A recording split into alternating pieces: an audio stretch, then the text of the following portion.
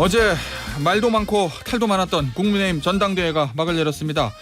지난 한 달간 이어진 전당대회 소회는 어떤지, 그리고 차기 지도부의 최우선 과제는 무엇이 될지 국민의힘 김민전 최고위원과 이야기 나눠보겠습니다. 의원님 안녕하세요. 네, 안녕하세요. 의원님 오랜만입니다. 네, 진짜 오랜만입니다. 너무 반갑습니다. 네. 의원님 더 먼저. 젊어지셨어요. 아유 감사합니다. 의원님도 젊으시셨습니다. 예. 의원님 네네. 일단 당선을 축하드립니다. 네, 감사합니다. 예, 네. 저 당선 대신 소감부터 좀 말씀해 주시죠. 소감이요. 너무 어깨가 무겁다는 말씀드리겠습니다. 사실 이 아직 지도부에 들어가기에는 너무나 많이 부족한데요.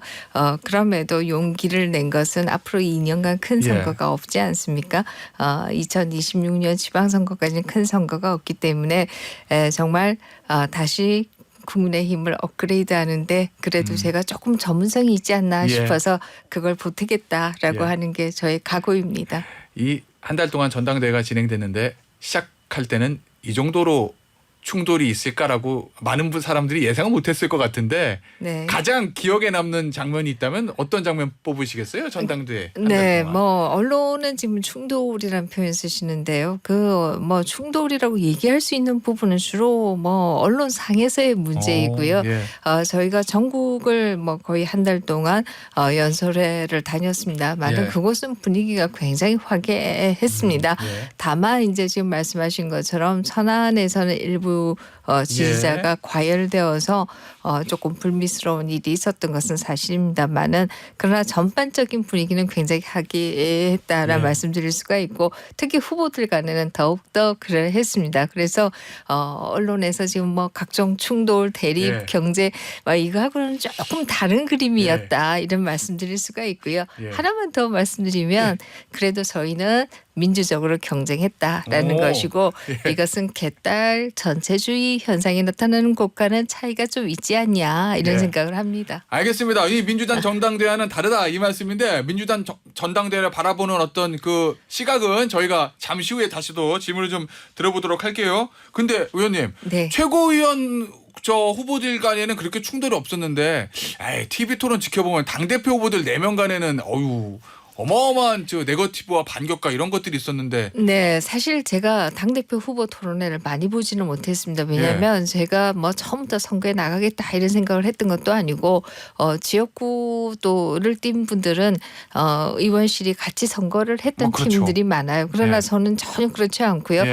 국회에 들어와서 이제 직원분들을 다 리크루트한 것이고 이런 상황에서 갑자기 선거 전에 들어가니까 남의 일을 볼 만한 여유가 전혀 없었습니다. 연설문도 저는 제가 대충 쓰고 이런 상황이어가지고요. 알겠습니다.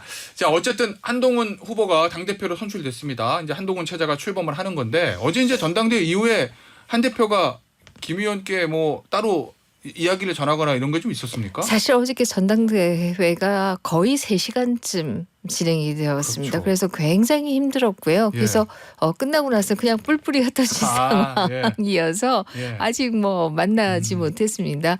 아마 내일 최고위원회가 열릴 것 같기도 하고 아닌 것 같기도 하고 아직 확인은 안 됐고요. 오늘 이 방송이 끝나고 나면 현충원에서 한동훈 대표를 만나게 됩니다. 같이 참배할 것이기 때문에 그게 이제 처음으로 얘기를 나누는 장이 되지 않을까 이런 생각이 됩니다. 어떤 이야기 전하고 싶으세요?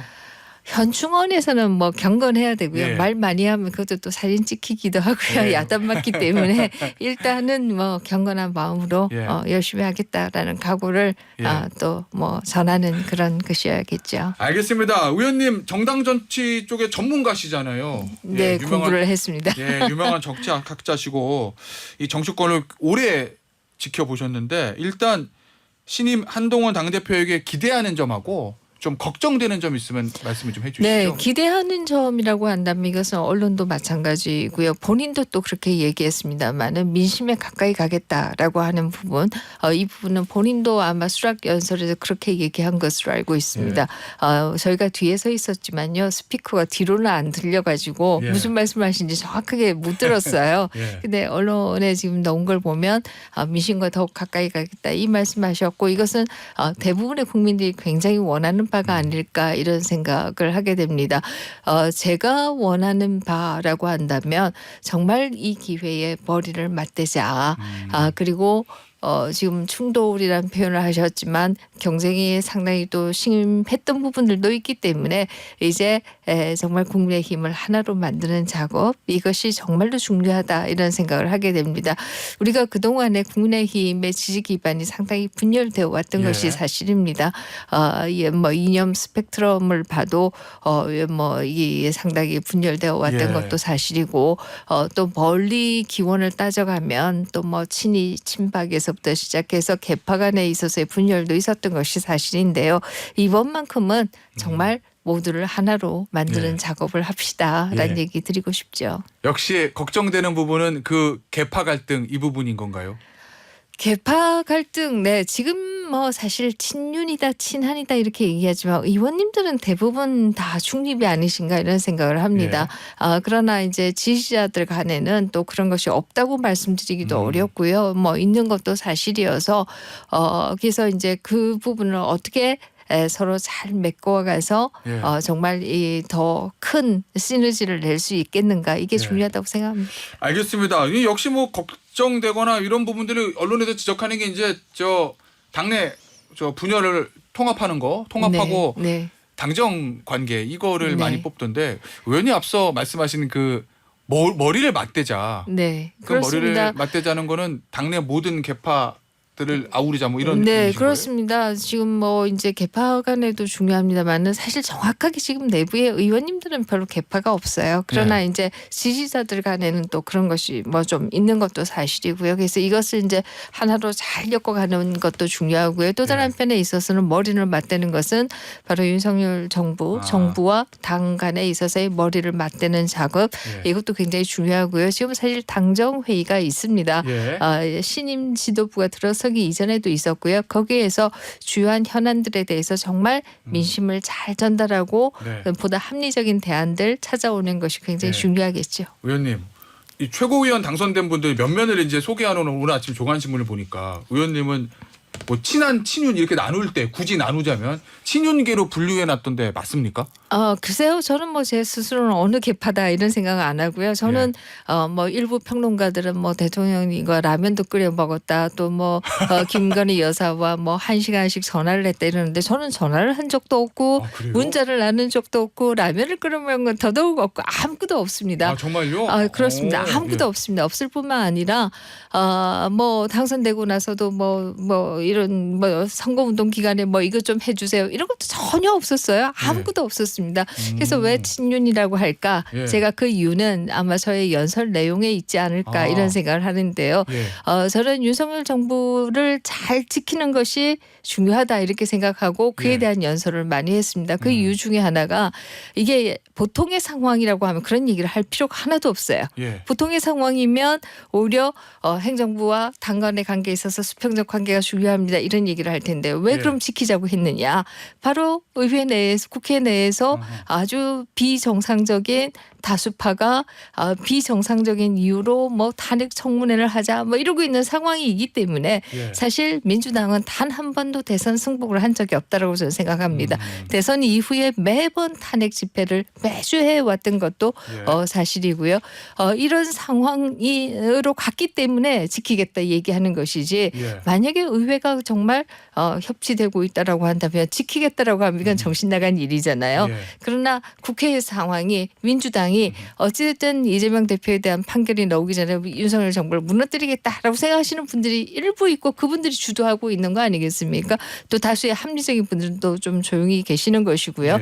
그렇기 때문에 그에 대한 대응을 위해서 그런 말씀들을 드린 것이고 일부 언론에서는 다 윤석열 정부 지키겠다 이런 얘기만 전당대회에서 한다 막 이런 비판을 하셨던데요. 그건 바로 지금의 정치 상황과 아주 밀접하게 관계가 되어 있다 이렇게 얘기 드릴 수가 있죠. 비상 상황이기 때문이다 이런 그렇습니다. 취지의 이야기십니다.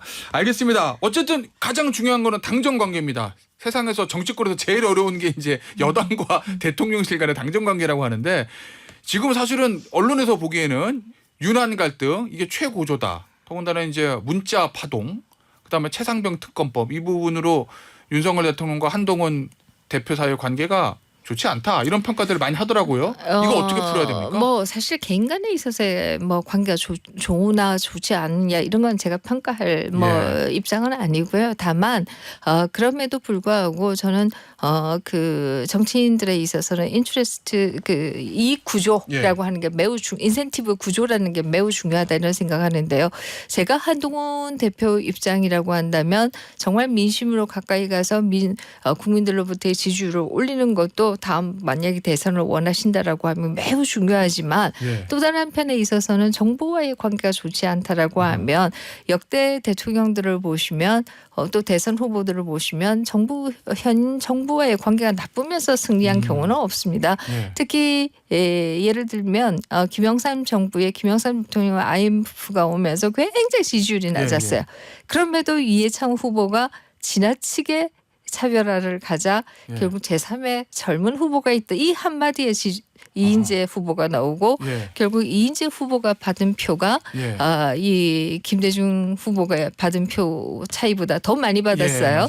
그렇기 때문에 저는 그런 일이 있어서는 안 된다. 그러나 그렇다고 해서 그럼 무조건 정부를 추종하냐. 그래서는 또 안 되는 것이거든요. 새로운 정치인은 또 뭐 현 정치인보다 한 단계 더 나가는 부분이 있어야 되는 것은 사실인데 그러나 그것이 과격하면 공멸한다라고 하는 것이죠. 그러면 향후 당정 관계가 잘 갈지 안 갈지 키는 윤석열 대통령이 아니라 한동훈 대표가 쥐고 저는 있다. 그렇게 생각합니다. 그리고 저는 한동훈 대표도 주변에 많은 참모진이 있을 것으로 생각하고요. 그런 조언들을 듣지 않겠는가 이런 생각을 합니다. 그래서 저는 뭐 그런 얘기를 굉장히 많이 했는데요. 윤석열 대통령과 한동훈 대표의 관계는 순망치 않의 관계다. 서로 굉장히 중요하게 서로를 보호해 줄 수 있는 관계이기 때문에 굳이 그걸 이탈할 이유는 없을 것이다. 이렇게 생각합니다. 인위적인 차별화나 뭐 용산 패싱 이런 걸 해서는 안 된다 이런 취지신 거죠? 네, 뭐 당위론이기도 하고요. 그렇게 했을 때 인센티브 구조가 본인에게 오히려 마이너스가 될 수도 있다. 이런 말씀이죠. 일단 그러면 한동훈 대표하고 윤석열 대통령이 바라보는 이익, 공동의 목표 이거는 동일하다 이런 말씀이신 거죠? 네, 그렇습니다. 성공한 정부 만들어야 정권 재창출이 가능합니다. 이 정부에 대한 평가가 나쁘면서 정권 재창출은 불가능해요. 그렇게 본다라고 하면 동일한 인센티브를 가지고 있다. 이렇게 얘기할 수 있겠죠. 근데 만약에요. 의원님 지난 총선에 있었던 예를 들면 뭐 이종섭 전 장관 문제라든지 황상무 수석 문제라든지 이런 민심에 어긋나는 일들이 용산에서 벌어진다. 그러면 신임 지도부 당대표는 어떻게 해야 되는 겁니까? 사실 이제 민심과 멀어지면 이것은 윤석열 정부를 위해서도 바람직하지 않은 것이고요. 그렇다라고 한다면 그런 부분에 있어서는 기탄 없이 말씀드리는 것이 그리고 보다 조기에 말씀드리는 것이 일이 다 커지고 난 다음에 수습하는 건 굉장히 어려워요. 그렇기 때문에 미리미리 말씀드리는 것이 훨씬 더 중요하다는 생각합니다. 알겠습니다. 의원님 원래 이제 신임 지도부가 출범을 하면 대통령이 이제 관저나 또는 대통령실을 불러서 만찬을 하는 게 뭐 항상 있었던 일인데 예전보다 굉장히 빠른 거죠. 그 다음 날 저녁에. 근데 사실 어저께 저녁부터 막 기자분들 전화 많이 받았어요. 근데 저는 아직 용산에서 연락 못 받았습니다. 아 그래요? 아니 어제 저녁에 기사는 다 났던데요. 아 그러게요. 그래서 저는 어떻게 된 건지 모르겠습니다. 저만 빠뜨리는 것인지. 설마요. 오늘 어쨌든 이제 저녁에 만찬을 하는 걸로 알려졌는데. 근데 뭐 전혀 저는 사실 모르고 있습니다. 아 그래요? 아니면 뭐 연락하시는 분이 뭐 어떻게 빠뜨렸든지 뭐 아니면 기사가 정확하지 않은 것이지 뭐 어떤 상황인지 저는 잘 모르고 있습니다. 알겠습니다. 그럼 어쨌든 오늘이든 뭐 차후든 만찬을 하면 이제 대통령을 만나면 대통령에게 어떤 말씀 전하고 싶으세요? 신임 지도부신데. 네, 사실 일반적으로 보시면은 당정회의나 이런 데 있어서 얘기할 수 있는 어젠다와 그다음에 이제 축하한다라고 이 만찬을 할 때 얘기할 수 있는 어젠다는 조금 다르다고 생각합니다. 이 축하연이란 표현은 좀 너무 거창하지만 축하를 위해서 모였다라고 하면 그 자리에서 자 A 이거는 뭐이고요, 2번 이거는 뭐이고요 이렇게 얘기할 수 있는 분위기는 솔직히 아니죠. 이럴 때는 덕담하는 것이고요. 그리고 이제 정말 정책에 대해서 맡을 때는 그때는 말하는 것이다 이런 생각합니다. 알겠습니다. 오늘 저녁에 있을 만찬 아직 김민전 의원은 연락을 못 받으셨다고 하는데 이게 이제 연락이 아직 안 간 건지 아니면 어제 기사가 오본지는 저희가 방송 끝나고 한번 제가 확인을 해보도록 하겠고요. 자 그런데 의원님 이제 지도부가 출범을 하는데 아유 과제가 만만치가 않습니다. 일단 뭐 민주당은 뭐 김건희 여사 특검법, 그다음에 최상병 특검법, 또 거기다가 한동훈 특검법 이 3특검법을 지금 가지고 저 공세를 좀 취할 것 같거든요. 이거 어떻게 대응해야 된다고 보세요? 일단 김건희 여사 특검법부터 더군다나 이 얼마 전에 있었던 그 수사 방식에 대해서 야당이 큰 문제를 삼고 있어서요. 네, 사실 뭐 그렇습니다. 수사 방식에 있어서 이 공개 소환 왜 하지 않았느냐, 왜 검찰청으로 소환하지 않았느냐 이런 비판들이 있고요. 저는 언론이 그 비판을 하는 것은 충분히 할 수 있다 이런 생각하는데요. 그러나 또 다른 한편에서 생각해 보면 저는 이원석 검찰총장이 그 부분에 대해서 뭐 부정적인 의견을 표명하고 나선 것은 동의하기가 어렵다. 언론은 충분히 그렇게 말씀하실 수 있는데 그것은 동의하기 어렵다 이런 생각하는데요. 그 이유는 뭐냐라고 한다면 2022년 10월 그 국회 국정감사에서 조수진 의원이 이원석 총장을 향해서 감사원에서 그 당시에 서해 공무원 사건에 대한 감사 결과를 발표했을 때요. 이것에 대해서 서면 조사를 의한 게 없냐 이렇게 물었더니 서면 조사는 소환 조사보다는 훨씬 약한 거입니다. 누가 정확하게 답변을 했는지 정말 본인이 썼는지 아니면 구술을 하는 것을 누가 썼는지 아니면 다른 비서분이 쓴 것을 그냥 읽고 그래 좋아 이렇게 했는지는 또 모를 게 사실 서면 조사예요. 그럼에도 불구하고 이원석 총장이 뭐라고 답변했느냐. 전직 대통령에 대한 수사는 아주 신중하게 해야 합니다라는 답변을 하셨고요. 지금도 신중하게 계속 기다리고 계시는 것이다. 네. 이렇게 얘기 드릴 수가 있어요. 그렇다라고 하면 서면 조사조차도 그렇게 신중하신 분이 소환 조사를 했는데 그거 가지고 뭐라고 하시는 것은 좀 이해하기 어렵지 않느냐 이런 생각을 하고요. 더더욱이나 소위 뭐 300만 원짜리 이 파우치 건과 우리 국민이 북한군에 의해서 죽고 그 국민을 죽은 것을 은폐하다가 나중에는 도박빚이 있어서 월북한 거야 이렇게 몰아갔던 그 중대한 사건과는 정말 차이가 엄청난 큰 차이가 있는 거예요. 이런 것에 대해서도 그렇게 신중한 입장을 가졌던 분이 저는 이 부분에 대해서는 너무나 빠르게 비판하고 나온 것은 좀 이해하기가 어렵다 이렇게 생각합니다. 알겠습니다. 만약에 의원님 하나 더. 이 최상병 특검법에 대해서 한동훈 저 대표가 이제 후보 시절에 제3자가 추천권을 가진 특검법 꼴을 제안했습니다. 그게 아마 원내 일이긴 하지만 최고위원회의에 이 안건이 올라온다면 어떤 입장을 보이시겠습니까? 네, 사실 뭐 제가 그것은 이미 언론을 통해서도 몇 번 제 입장을 말씀드린 예. 바가 있는데요. 저는 최상병 특검법과 관련된 입장이라든지 뭐 검사를 어떻게 임명할 것이냐 이런 조항이라고 하는 것은 이것은 원내 전략에 해당하는 것이고 이게 당 대표가 이르라 저래라 할 얘기는 아니다라고 하는 게 기본적인 제 입장이고요. 아마 예. 원내 대표님도 그렇게 생각하지 않을까 이런 생각이 드는데요. 근데 문제는 이 법이 이미 한번 표결이 이뤄졌습니다. 예. 그리고 이것에 대해서 거부권이 행사되었어요. 예. 그래서 이제 제2 오면 예. 이것을 수정하는 것이 아니라 원안을 놓고 예. 승인할 것이냐 말 것이냐이기 때문에 저는 뭐 저희 108명의 의원님들은 원안에 대해서 분명히 반대하실 것이다 이렇게 생각하고 있습니다. 알겠습니다. 정말 마지막 질문입니다. 네. 이 제2부속실 설치요. 당대표 선거 과정에서 후보자 4명은 모두 다 설치해야 된다고 했는데 이거 어떻게 보세요? 새 지도부가 지도부 차원에서 대통령실에 뭐 공개 제안할 필요는 있다고 보십니까? 혹시? 네, 사실 이제 당정 회의에 있어서 저는 공개 발언까지 갈 때는 그것은 상당히 내부가 어려워진 관계이다 예. 이렇게 생각합니다. 그래서 정말로 뭔가를 원하면 예. 공개하지 않지만 서로 얘기해서 예. 뭔가를 이뤄내는 거. 예. 그게 이제 먼저 1순위가 돼야 되는 것이고요. 그럼에도 불구하고 의견이 안 맞으면 공개화되는 예. 것이거든요. 예. 첫 번부터 나는 공개를 아하. 요구할래. 이것은 첫 번부터 나는 그냥 튀어볼래. 아, 이 예. 얘기가 아닐까 예. 싶어요. 그래서 그러면 비공개라도 제안 필요하다? 설치가? 네, 아니면은 뭐 필요 없다? 저는 사실 제2부속실에 대해서 필요하다라는 입장이고요. 예. 저는 이 부분에 있어서는 굳이 늦출 필요가 없지 않냐 이렇게 생각합니다. 알겠습니다. 네. 오늘 인터뷰는 여기서 마무리하도록 하겠습니다. 지금까지 국민의힘 최고위원인 김민전 의원이었습니다. 감사합니다. 네, 감사합니다.